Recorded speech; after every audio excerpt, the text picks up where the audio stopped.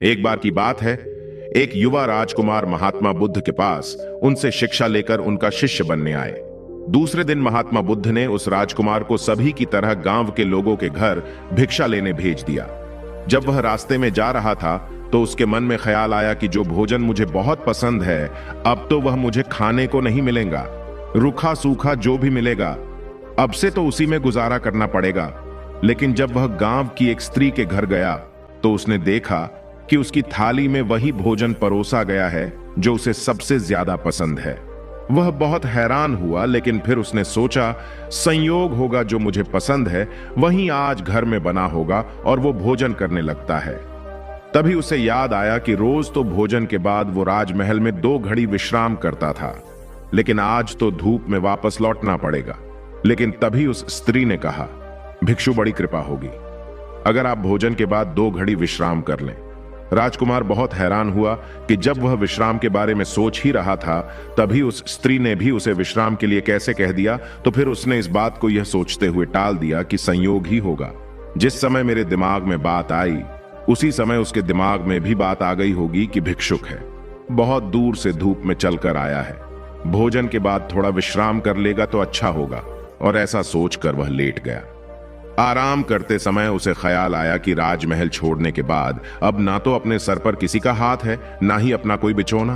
अब तो आसमान ही छत है और जमीन ही बिछोना। राजकुमार यह सोच ही रहा था कि तभी वह स्त्री जो चटाई बिछाकर वापस जा रही थी, रुक कर बोली, अरे आप ऐसा क्यों सोचते हैं महात्मा? बुद्ध से बड़ा कोई साया नहीं, जमीन से बड़ा कोई बिस्तर नहीं, वो आकाश से बड़ी कोई छत नहीं है। कृपया आप ऐसी बात ना सोचें। यह सुनते ही राजकुमार एकदम से उठकर बैठ गया। अब उसके लिए यह संयोग मानना असंभव था। उसने उस स्त्री से कहा, मैं बड़ा हैरान हूं, क्या मेरे विचार दूर तक पहुंच जाते हैं? क्या मेरा अंतःकरण तुम पढ़ लेते हो? उस स्त्री ने कहा, जी हां। वो राजकुमार ने बड़े आश्चर्य से पूछा, लेकिन कैसे? तब उस स्त्री ने कहा, पहले तो मैंने स्वयं के विचारों का निरीक्षण शुरू किया था, खुद के दिमाग में आने वाले विचारों पर ध्यान देना शुरू किया था। अब तो हालात उल्टे हो चुके हैं। स्वयं के विचारों को निरीक्षण करते करते खुद के ही विचार गायब हो गए हैं, विलीन हो चुके हैं। पूरा मन निर्विचार हो गया है। अब मेरे मन में खुद का कोई भी विचार नहीं आता। लेकिन अब तो जो कोई आसपास होता है, उसके विचार मेरे निरीक्षण में आ जाते हैं। मैं उसके विचार भी पढ़ देती हूं।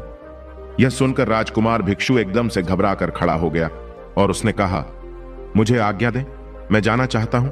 उसके हाथ पैर कांप रहे थे। उस स्त्री ने कहा, इतना घबरा क्यों रहे हो? इसमें घबराने वाली क्या बात है? लेकिन भिक्षु रुका नहीं, वह वापस लौटा। उसने बुद्ध से कहा, क्षमा करें, उस द्वार पर दोबारा भिक्षा मांगने नहीं जा पाऊंगा। बुद्ध ने कहा, क्यों? तुमसे कोई गलती हुई? वहां कोई तुमसे भूल हुई है? उस राजकुमार ने कहा, नहीं नहीं, मुझसे कोई गलती हुई है, और उन्होंने तो मेरा बहुत आदर सम्मान किया, और जो भोजन सबसे ज्यादा पसंद है वह मिला। लेकिन वह स्त्री दूसरे के मन के विचारों को पढ़ लेती है।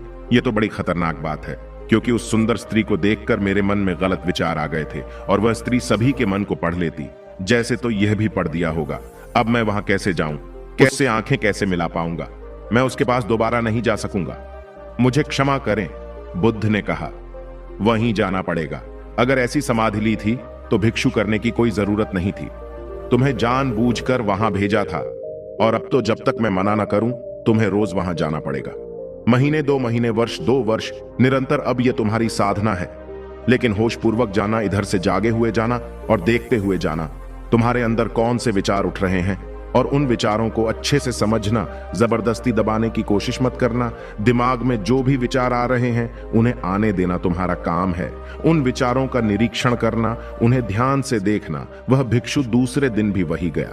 एक बार के लिए सोच रहे हैं कि उसकी जगह आप ही जा रहे हैं, और वे सभी का मन पढ़ती है। वह बहुत सुंदर है। वह मन पढ़ पाती, और आपको ना पता होता कि वह मन के विचारों को पढ़ लेती है।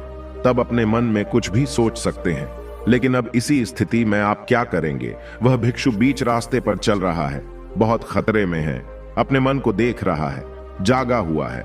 आज पहली बार जिंदगी में वह जागा हुआ चल रहा है। जैसे जैसे वह स्त्री का घर करीब आने लगा, उसके हाथ पैर कांपने लगे। उसे महसूस हो रहा जैसे एक दिया चलने लगा हो और चीजें साफ दिखाई पड़ने लगी, और विचार करते हुए मालूम होने लगा जैसे ही उसने घर की सीढ़ियों पर कदम रखा, एक सन्नाटा सा छा गया। उसके अंदर सब महसूस होने लगा। पैर उठाता है तो उसे मालूम पड़ रहा है, एक सोच भी आती जाती है तो वह उसे मालूम पड़ रही है, या गलत विचार उठता तो वह उसे दिखाई पड़ रहा है। वह जैसे घर के अंदर गया, उसका मन और भी गहरा शांत हो गया। उसे ऐसा महसूस हो रहा था जैसे एक एक चीज कोना कोना प्रकाशित हो रहा हो। और फिर वह भोजन को बैठा।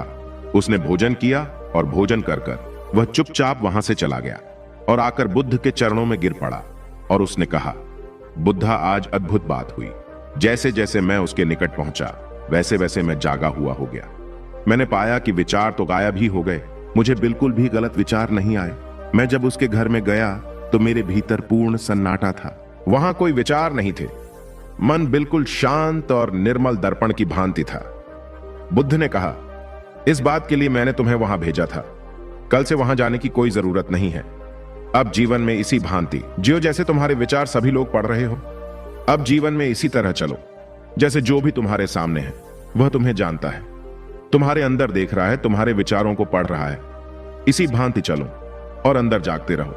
जैसे जैसे जागरण बढ़ेगा वैसे वैसे ये गलत विचार खत्म होते चले जाएंगे। मन को जीतना नामुमकिन तो नहीं है। बड़े बड़े योगी और ध्यानी भी यह मानते हैं कि अगर किसी ने मन को वश में कर लिया है तो हम जीवन में हर जगह विजय प्राप्त कर सकते हैं। हमें अपने मन को कहना चाहिए कि यदि हम अपना वर्तमान सुधार लें तो हमारा भविष्य अपने आप सुधर जाएगा। इस तरह हमारे जीवन में खुशियां आएंगी। यह हमें अच्छे कर्म करने की प्रेरणा देंगी।